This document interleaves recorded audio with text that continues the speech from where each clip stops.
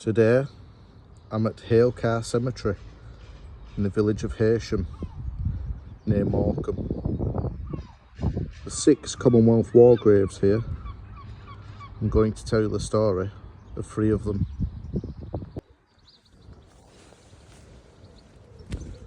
And here we are at the grave of Pilot Officer John Woods.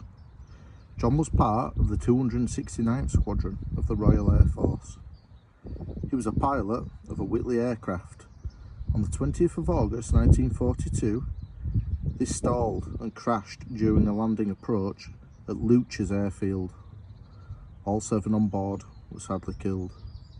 John's parents resided in Morecambe, so they brought him back here for burial. He was aged 31 years old.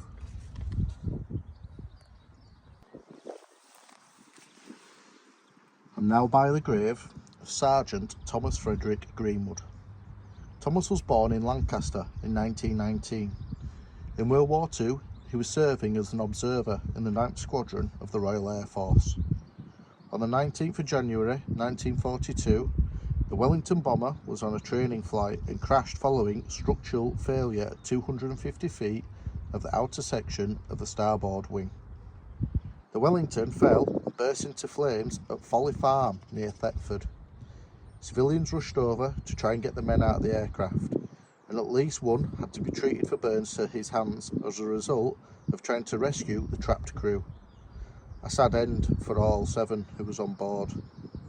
Thomas was just 23 years old.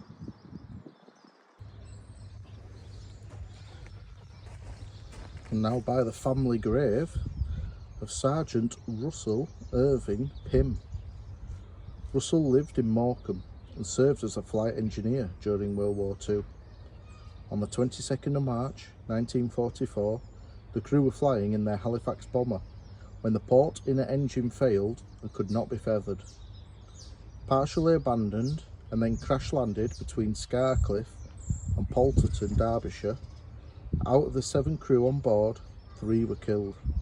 Russell was just 21 years old. Interestingly, you can visit the crash site near Bolsover, where a plaque was erected in the crew's memory.